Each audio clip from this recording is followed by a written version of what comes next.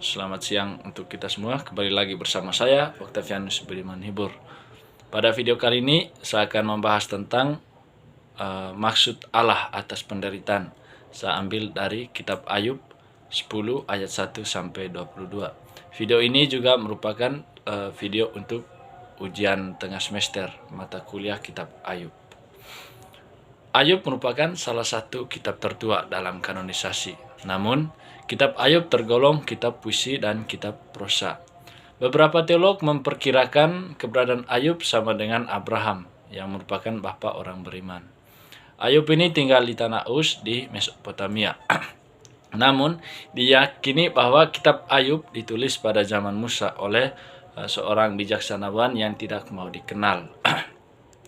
Cerita mengenai Ayub ini menuai pro dan kontra antara fikti atau kisah nyata. Nah, ada yang beranggapan bahwa narasi dalam kitab Ayub ini ibarat peristiwa yang sudah diatur ceritanya atau sebuah kisah settingan. Kitab Ayub ini jauh dari zaman Musa, di mana pada zaman Musa Allah menampakkan dirinya langsung serta memberitahukan siapa Allah itu sendiri. Nah, di sini Ayub mengasihi dan menaruh rasa hormat terhadap Allah, akan tetapi justru penderitaan yang ia dapatkan. Penderitaan merupakan bagian yang tidak terlepas dari kehidupan seorang, karena penderitaan merupakan hal yang tidak terpisahkan dari kehidupan manusia. Setiap orang pasti mengalami penderitaan, baik itu mental maupun fisik. Bentuk penderitaan dalam kehidupan kita berbeda-beda, dan reaksi manusia terhadap penderitaan yang dialami pun berbeda-beda juga. Namun penderitaan itu perlu kita lihat sebagai suatu sarana Allah untuk membangun hubungan dengan orang yang takut akan Allah, dan inilah yang dialami oleh Ayub. Tentu sebagai manusia normal dalam penderitaan apapun, apalagi penderitaan yang sangat berat, kita mengeluh atas penderitaan yang kita hadapi. Dan Ayub pun di titik terendahnya mengeluh terhadap perlakuan Allah atas dirinya, tetapi ia tetap taat sampai akhir. Kita harus menyadari bahwa tidak mudah untuk menjawab pertanyaan apakah penderitaan yang dialami manusia merupakan hukuman Tuhan atas dosa. Di dalam Alkitab, salah satu orang yang digambarkan menderita dan kemudian ditulis kisahnya dalam sebuah buku adalah Ayub, yang kita kenal sebagai kitab Ayub. Persoalan utama yang diangkat dalam kitab Ayub berkaitan dengan penderitaan orang benar. Mengapa orang yang tidak bersalah harus menderita? Atau orang beriman harus menderita? Ayub memiliki iman tetapi harus mengalami kesusahan dan penderitaan. Kitab Ayub merupakan salah satu kitab yang menceritakan tokoh yang berkaitan dengan cerita sastra hikmah, yang juga merupakan jenis sastra dramatik, khususnya yang berbentuk ratapan pribadi. Menurut Asel Bullock, Ayub tetap menyatakan dirinya tidak bersalah, dan ini kita bisa temukan di berbagai perikop dalam kitab Ayub. Ayub berani bersumpah tentang sikapnya, dan terlebih lagi Allah lebih dahulu mengakui bahwa Ayub tidak bersalah. Kemudian Ayub mempertahankannya hingga akhirnya Allah mendapati bahwa Ayub memang benar. Teman-teman Ayub berusaha membantu Ayub mencari tahu penyebab penderitaannya. Pandangan sahabat-sahabat Ayub mengenai penderitaan dibentuk oleh konsep teologis pada masa itu, bahwa pada masa Ayub mereka belum mengenal yang namanya surga, bahwa semua orang yang telah meninggal akan berkumpul dalam suatu tempat yang disebut Soel, baik itu orang baik maupun orang benar. Mereka percaya bahwa Tuhan memberi pahala kepada orang benar dan orang jahat mendapat hukuman. Pahala yang dimaksud berupa kebahagiaan dan kemakmuran, sedangkan orang fasik akan mengalami penderitaan. Oke teman-teman, mari kita bahas tentang gambaran singkat kitab Ayub. Kitab Ayub ini merupakan kitab yang terdiri dari 42 bab. para ahli perjanjian lama menggolongkan kitab ini ke dalam jenis sastra hikmat, sama seperti kisah Amsal dan pengkhotbah. Kitab Ayub sering disebut sebagai cerita berbingkai. Inti kitab Ayub dibungkus oleh apa yang biasa disebut oleh para ahli perjanjian lama sebagai prolog, pasal 1 sampai 2, dan epilog di bab ke-42. Prolog dan epilog inilah yang disebut sebagai bingkai cerita kitab Ayub. Menurut David Antison, struktur kitab Ayub dibagi menjadi 3, yaitu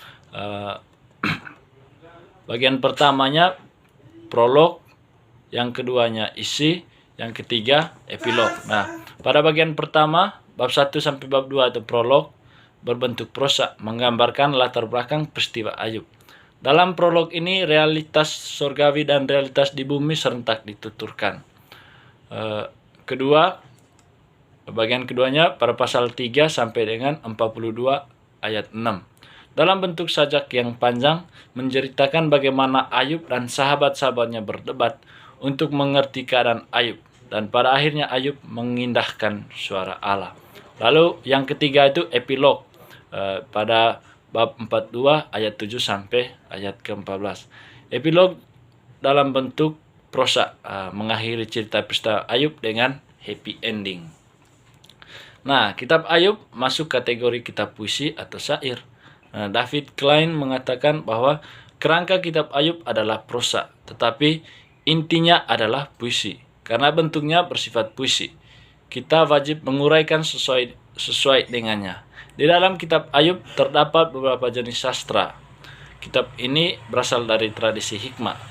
Dialog terjadi dengan latar belakang Syria atau Edom sebagai tempat asal Elifas dan Ayub. Tempat-tempat lain yang disebut sebagai para penyerang Ayub adalah daerah Sabia, Kaldea, daerah Teman, daerah Sheba. Lalu puisi-puisi mengekspresikan pengetahuan tentang topik-topik yang bervariasi. Sebagai contoh adalah kisah tentang penglihatan wahyu ilahi dalam 4 ayat 12 sampai 16. Lalu konstelasi bintang, bab 9 ayat 9, lalu bab 38 ayat 3. Lalu tentang manusia ideal, tentang logam mulia dan permata berharga. Lalu tentang pertambangan, gambaran tentang binatang. Lalu bentuk kisah Ayub memiliki kerangka utama berupa didaktif naratif, sesuai narasi yang dimaksud untuk mendidik para pendengarnya. Baik prolog maupun epilog yang bersifat naratif, bukan puisi, yaitu pasal 1 sampai 2 dan pasal 42 7 sampai 14. Hasselbullock menyatakan bahwa kitab Ayub ini bersifat didaktif, dalam arti bahwa sang pengarang berusaha mengajarkan kebenaran agamawi. Suatu tugas yang dilaksanakannya terutama dengan memakai sarana puisi lirik yang mengungkapkan perasaan-perasaan yang dalam. Di dalamnya mendeskripsikan bagaimana cara Ayub meresponi penderitaannya. Narasi ini ingin mendidik para pendengar atau pembacanya mengenai cara mereka sendiri bertahan dalam penderitaan mereka sendiri. Para pembaca diperlihatkan kisah Ayub sebagai salah satu contoh seorang yang saleh, tetapi mendalami hal yang sangat ekstrim. Ayub seorang yang kaya raya dan mengalami kemiskinan yang ekstrim. Ia seorang yang terhormat sekaligus terhina. Ia seorang yang terkenal kesalehannya dan keberaniannya terhadap Tuhan. Ayub mengalami Tuhan yang membisu dan Tuhan yang berbicara panjang lebar. Ayub adalah seorang peternak yang kaya pada zamannya. Dia memiliki 7.000 ekor kambing domba, 3.000 ekor unta, 500 pasang lembu, 500 keledai betina. Dan Ayub juga dikenal sebagai orang yang saleh, jujur, takut akan Allah, dan menjauhi kejahatan. Kesalehan Ayub ini diuji dengan malapetaka yang diterimanya. Semua harta Ayub lenyap dalam sekejap. Tubuhnya diselimuti penyakit-penyakit.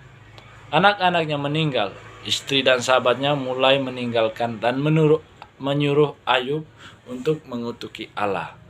Dengan kesabaran dan iman yang teguh kepada Tuhan, Ayub berhasil melalui semuanya dan akhirnya Ayub dibenarkan dan dipulihkan kembali. Nah, dalam epilog, Ayub ditampilkan sebagai orang yang menyesal dan mencabut perkataan-perkataan baik yang menentang atau melawan Allah maupun mengutuki hari kelahirannya sendiri. Ya, tentang Ayub mengutuki hari kelahirannya bisa kita temukan di bab 3. Dengan iman dan keyakinannya pada Allah dan melewati kesulitan-kesulitan, maka Ayub mendapat 2 kali lipat dari apa yang dimiliki sebelumnya. Jadi, akhir kisah Ayub dalam kitab ini ialah happy ending. Selanjutnya, tafsiran kitab Ayub menurut saya, yang pertama dari ayat 1-nya di sini menggambarkan Ayub yang telah bosan hidup dan berkeluh kesah dalam penderitaan. Lalu di ayat kedua, Ayub kembali mempertahankan kebenarannya di hadapan Allah dan para sahabatnya dengan berkata, "Jangan mempersalahkan aku." Lalu ayat 3-6, Allah digambarkan sebagai seorang yang mendukung rancangan orang fasik dalam kurung iblis. Allah juga digambarkan sebagai seorang yang suka mencari-cari kesalahan dan dosa manusia. Lalu di ayat ke-7, lagi-lagi Ayub kembali mempertahankan kebenarannya di hadapan Allah. Karena pada awalnya Allah lebih dahulu mengakui bahwa Ayub ini orang yang benar. Nah, di ayat ke-8-9, pada kedua perikop ini dimunculkan paralelisme antitesis, di mana Allah digambarkan sebagai pencipta dan pemberi hidup, tetapi sekaligus digambarkan Allah juga merupakan sebagai seorang yang membinasakan kehidupan. Allah digambarkan sebagai pembinasa kehidupan. Lalu di ayat ke-10 dan sampai 12 ditampilkan paralelisme sinonim, karena Allah digambarkan sebagai pemberi rahmat dan berkat. Nah, di ayat yang ke-13,